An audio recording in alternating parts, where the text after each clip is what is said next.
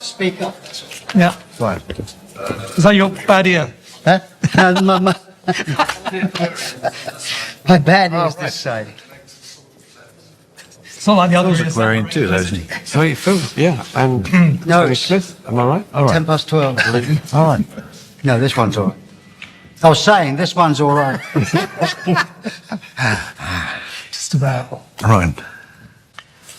Silence, please. Thank you. Yes, that shows all right, doesn't it? Let us pray. Thanks so much for coming. Nothing else on.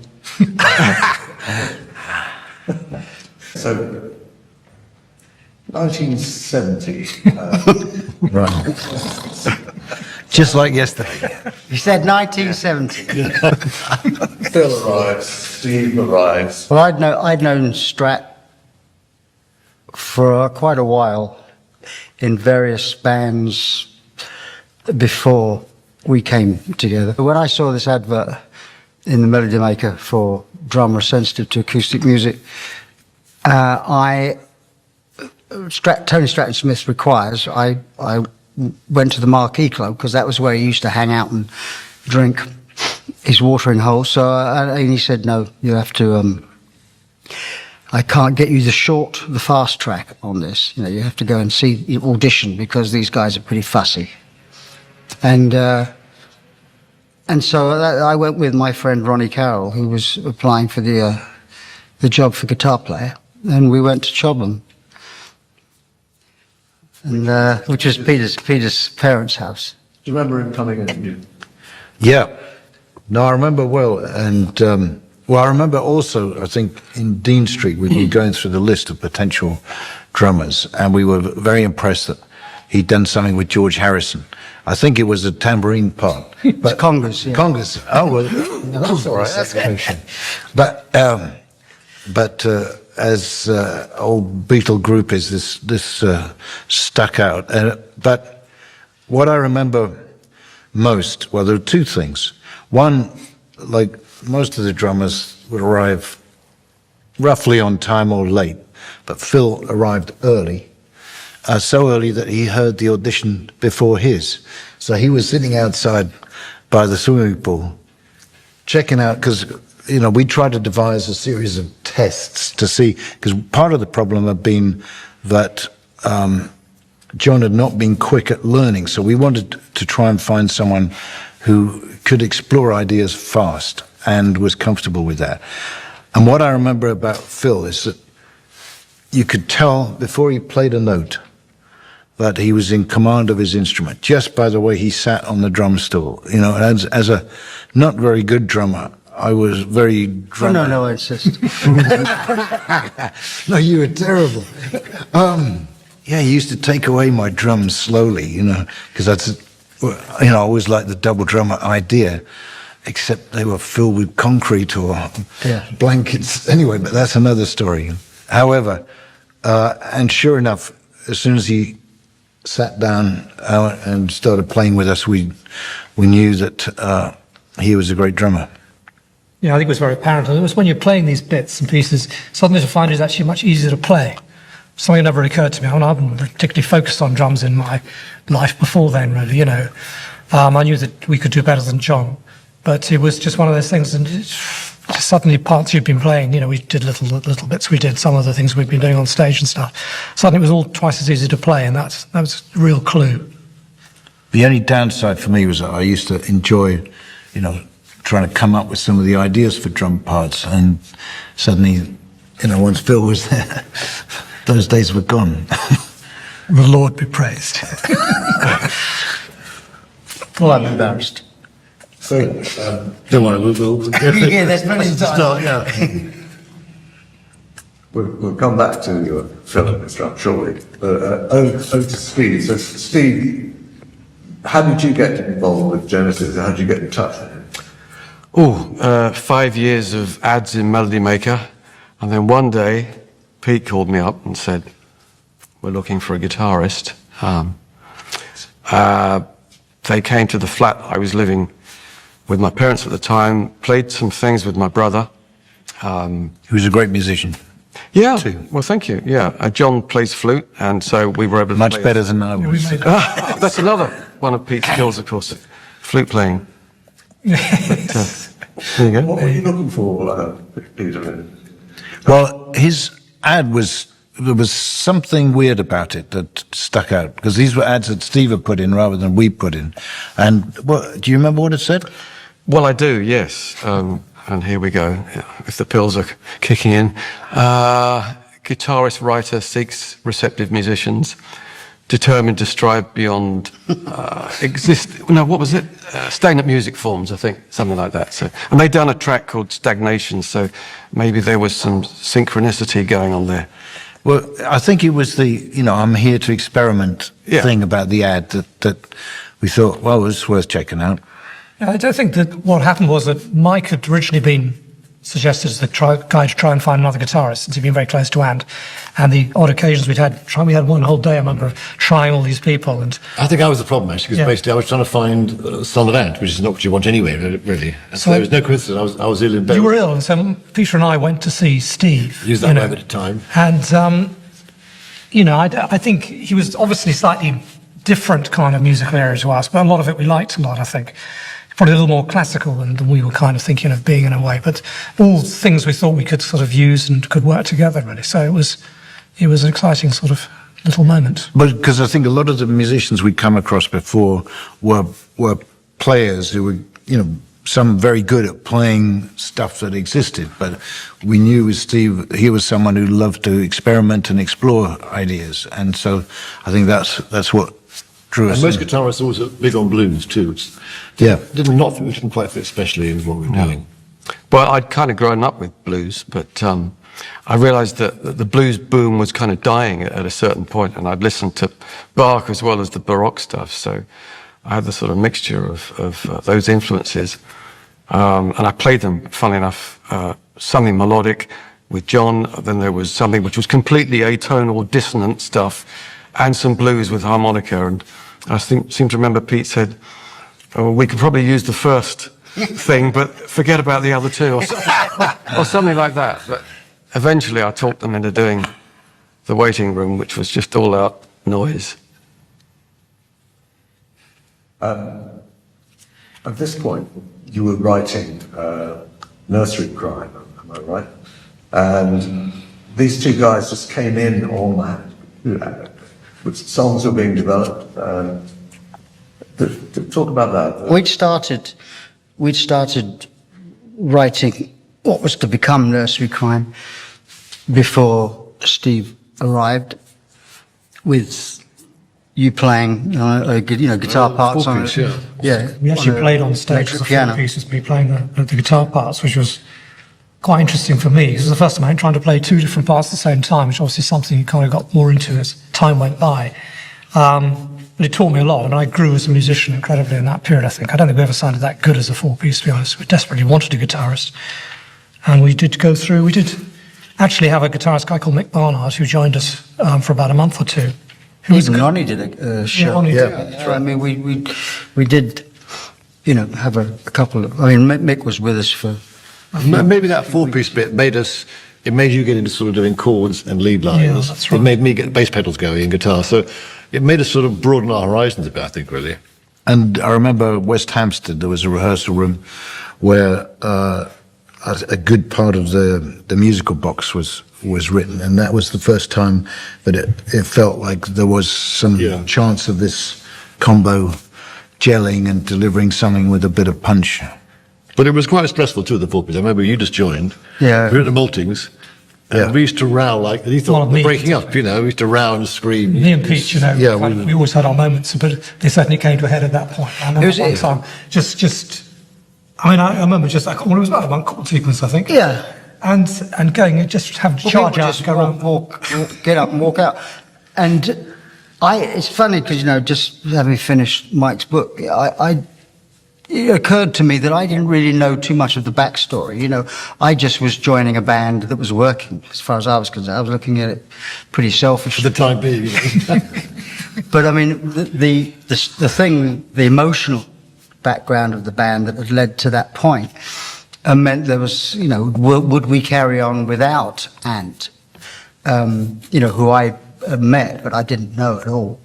And he would sort of sit there on the fence, just trying to say, get on with it and makes it peace. I think you had the best line, actually. What's that? Which was which I think is in the book, but, you know, these kind of arguments that used to surface was like, you know, you stole my protractor. Yeah. Which I kind of thought actually did sum up somewhat the kind of, you know, but anyway, you know, it was... I think that was tough because in a way, when I joined, everyone seemed to they had their own language, you know, they had this background together. And I think also Ant Phillips was a very hard act to follow because he was held in such great esteem, rightly so, by the guys. Yeah. So it was almost like the three gentlemen from Charterhouse, and then the two working musicians, and it must have changed the whole mix, the mood, and did it influence the kind of things that you were making? I mean, let's talk about, you know, St. Musical Box, obviously, is one of the highlights of Nursery Cryme. Pretty fantastic stuff. Would that have happened without these two? I'm thinking, Peter. Well, I think, I mean, you came in later for Musical Box. Song was written, for sure. Right, but it sort of evolved, and definitely the drums being able to take it away and deliver was something that we didn't think was going to be possible prior to Phil. In some ways, yeah, I think Phil was this more open, versatile, able to work in different musical environments, whereas Steve, I think, was more nerdy and more like us in some ways. Introverted, yeah, and used to sort of mining your own little tunnel, and which was more similar, I think, in some ways. So it wasn't just, you know, the public school boys and then professional musicians. I don't think that's not how it felt. I think, in all honesty, with Nursery Cryme, the influence of the other two was smaller than later on, just because they were new and they, to some extent, felt like new boys. I knew it was only a matter of time. New boys, you know. But it was like that. I think it was definitely senior and junior members a little bit, you know, and I think the three of us kind of, I felt we controlled it to a large extent. I mean, Steve was very new at that point, really. No, it's all coming out now.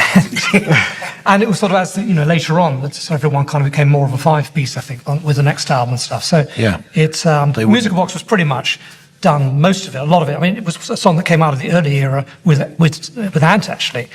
So it was sort of, a lot of it was there before. Was Cromer a bit slow? Would you remember writing it? I don't remember it flowing especially. It was a little uphill. Yeah, it was a bit. Yeah, that's how I remember it, you know what I mean? But I had nothing to compare it to, so for me it was divine. It was fantastic. It was a brilliant summer. You know, the band was incredible. We had a mellotron, which sometimes stayed tuned to the end of the number. Yeah. Yes, very rare. Yeah, I definitely felt that having been in professional auditioner for what seemed like an eternity, when I joined the band, I mean, it was this was not like any other band that I'd been in. This was like, you know, we'd go over things, and what would normally have satisfied the bands that I'd been in previously were kind of, yeah, but we're not there yet. We're not there yet. You know, there was this. It was something that was very different from any other band that I'd been in, and that sort of struck me as being something that was very interesting, unlike anything I'd been involved with before. And thankfully, Yes didn't have a place available, because Phil would have jumped at that. Yes. Well, Yeah, I mean, I went to see Yes at I used to go and see them at the Marquee every time they played, back in the very early lineup of Yes. And a friend of mine had used to play in a band with John Anderson, and I heard that they were looking for a drummer because Bill Bruford was going back to Leeds University, and I actually met John backstage at the Marquee, and he gave me his number and said, "Call me about an audition." And for some reason, I never did, because I figured with low self-esteem, maybe I didn't think I'd get it. But and anyway, Bill eventually came back. I didn't call. Bill came back, and the rest is history, as far as they're concerned. But yeah, I often think, you know, what's that left turn you make just outside the pub? It makes a big difference. If we talk about the storytelling in the songs, as opposed to on stage, you developed something which I can ask you, Peter. Did you have a love of words? I mean, these songs are steeped in words, and some of them are impenetrable. I blame Tony for those ones. Yeah. But we did all right yeah. with lyrics, but Peter was definitely the best lyric writer. But yeah, You never said that. You said it again, yeah. Well, I think the reason being that I think singers sing their own songs best. The lyrics they write, you know, which is why as later years went by, we let Phil write more and more of the lyrics. Just because it's something about it, it's just these sort of, because they actually can mean what they say, you know, as opposed to trying to sort of get their tongues around some of these lines that... So you never have got this 40 years ago? Oh, I'm so reasonable now. 63, I'm reasonable. Well, it's coming out of it. So I think some of it was just perverse, you know, exploration of these fantasy characters, and it felt that we delivered better when there was a sort of a whole package there of a world that had its own rules and life and characters. So I think that's what we were all working towards with the songwriting and the lyrics. Didn't appeal to everybody, but when we got it right, I think it was unique. I mean, that's the musical box is a good example of that. The world of it's very English. It goes back into sort of fable and legend, but there's a fantastic emotion in it too. Towards the end of the song, particularly. Yeah. I mean, was this just something that you rehearsed and played and jammed, developed until you felt, okay, this is, did you try it out on live performances and gradually get to the point where it was so emotional? I think lyrics were always finished before we ever performed anything. Was that song, I've been travelling all night long, from a... Was that right? You said no one could hear the lyrics anyhow, so you might as well just sing along. I remember doing a gig at Fox. Yeah. In Father's Bar, or Southall. Yeah. Fox, Southall, where we did Lily White Lilith. Or, Oh yeah. and there were no lyrics. And you just sort of would just sing. Which I still do to this day. Lyrics often with Genesis came right at the end when you've written everything else. So hopefully once you'd got to that stage, you'd already built up an emotion. And I think with something like Musical Box, for example, that final sequence that starts off, she's later just this guitar part, you know, and then the organ chords come in. It had such a strong sort of emotive feel anyhow. And then when Pete started singing all over my nice chords, I got very pissed off. But after about, I realised that it actually sounded really good. Well, one of the early bits, actually, we went too busy, you know what I mean? We'd let the chords, Yeah. We didn't cram all the bits in. It stayed in that same chord sequence mood for like 3 or 4 minutes. I think it gave it space to It's just this slow build, I think, and then, you know, with this sort do of... something. You know, and it always, when we played it on stage, and there was something about the way, it would always be emotive. You know, you'd always get send shivers down your spine. When we got to that, you know, you stand there with your fixed expression, all that bit, I think. It's just such a strong piece, that. One of the strongest sort of like half minutes or minutes of music we did. Our schedule back in those days were, you know, we would, if we had a week off, 2 weeks off, well, I can't even remember that being a situation when we had that much time off, but we would be writing and then we'd have a gig, you know, so, and we'd be kind of probably quite excited to play some of the new music, but it wouldn't be finished. I mean, we'd have an ending and we'd have a beginning, but lyrically it probably we wouldn't have got there yet. So it didn't kind of, in some instances, didn't stop us from playing the song. And then eventually we would take blocks of time off to do records, I guess. Mm. And I think the argument you just heard between Tony and I was repeated many times over, where he would come up with these lovely keyboard things, and then I would get excited about a lyrical idea and cover it with vocals. And I have to say, ultimately, unfortunately, I would have to say again, which is something you wouldn't expect me to hear, but just about every time it was right too. Not every time, but certainly with that, and obviously the end of Supper's Ready, the Apocalypse in 9/8 section, which again, I originally just had these big chords. I thought, oh, that sounds so good just on their own with this riff going. But as soon as you put the voice on, it suddenly took it into a completely new level, you know. So yeah, that was a very exciting thing. But we did, you know, we had to, the fights sometimes of that kind produced those best moments. Well, the trouble also, you know, we had 5 people writing with ideas, you know what I mean? Yeah. And an album isn't very long, you know, it was 20 minutes aside. So we did cram stuff in. I mean, when it worked, it was great. But sometimes, looking back, you had no choice. You got very busy. Agreed? yeah, one of the things Got one anyway. which I think was important was that, you know, there was a lot of idealism about the music too, and we had made a decision to split things, you know, 5 ways, so that you didn't get what happens in a lot of bands, which is, you know, we have to get more of my songs, more of me, because I know actually there's musical reasons, but also I'm going to earn more cash out of it. So that was, I think, actually a liberating thing. I mean, it brings with it its own set of complications, but sometimes things like that behind the scenes help to shape how you make the musical decisions. I think the band were very generous when I first joined. Pete said, you know, if you write a guitar part, you're part of the writing team. So that was fantastic, considering that musical box was already done. Yeah, it was very validating, but intimidating at the same time, because these guys were so good at writing songs. I thought, I'm not just arse licking, I'm telling you the truth. Work it. It's 30 years too late. Why not?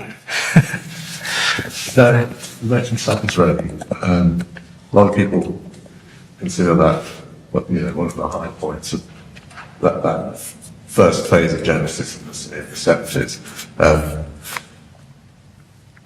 Do you recall the process of creating that?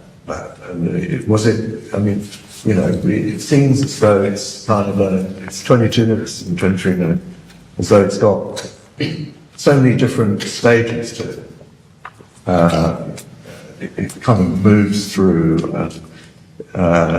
you know, high emotion, and then there's sort of quiet moments, and it seems very, very planned and organised. It was going to be the next musical box. That was the idea of it, really. And it was sort of drifting in throughout all these lovely little bits and pieces, which was great. And it was my idea to go into this song that Peter had written on his own completely, Willow Farm, which was going to be done as a separate piece. And I said, we'd gone through this very airy-fairy bit, and I thought, let's just go into that, these really ugly kind of chords and things, and to Willow Farm, and do it in the middle of this, you know. This was before lyrics written or anything. And it completely set us off onto a different thing after that. Suddenly the drums were in, we were on electric instruments, I was on the keyboard, you know, not playing guitar anymore and stuff. And I think it made all the things that came afterward, like the Apocalypse in 9/8, like the last section and everything, couldn't have happened without that change to electric. And I think, you know, it's a song where what we used to do, and we talked about this before, about the contrasts within our music, and I think that song, perhaps more than any, sort of displays the best use of it. Perfect single, really, only 23 minutes long. Yeah. There's some great guitar work in there, it's great drumming, fantastic keyboards. Yeah, come on, are you going to leave me? Yeah. I thought you'd been serious. What's the bass pedal? The pounding bass, yes, that's the one. I remember the Apocalypse in 9/8 actually, because it was at Unibillings dance school. Shepherd's Bush. Shepherd's Bush, yeah. And I was not there the day this dum dum dum dum dum dum dum dum dum came up. I know Probably doing 3 other gigs. It was, yeah. the tap dancers Probably upstairs. the divorce court. This is where I was. But the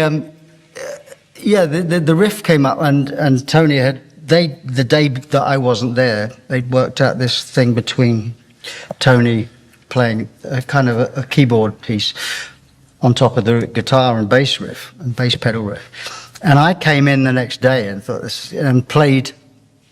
I didn't know what You know what I mean? If you're not there at the ground level, you kind of, I couldn't quite follow it. So I just joined this bit, the bass and guitar riff, when I kind of heard it. And then when I heard a good bit from him, I joined him. You know, I kind of went to the loudest side.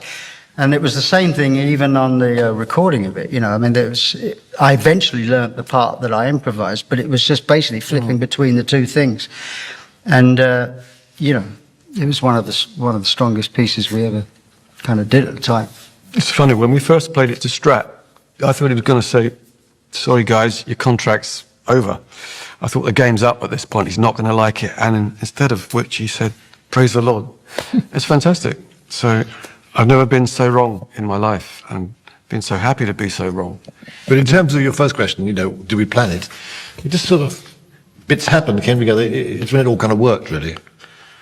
Yeah, it is a bit of, you know, cut it up and throw it all together and see what works. We didn't actually hear it, did we? I mean, we didn't actually, I mean, it wasn't until we edited it together. Well, we had played it all the way through, but it wasn't, we actually recorded the thing in 2 sections and then stuck them together at the end, so we weren't quite sure. And there was a slight key discrepancy between the two, which meant a bit of funny business happened in the middle there.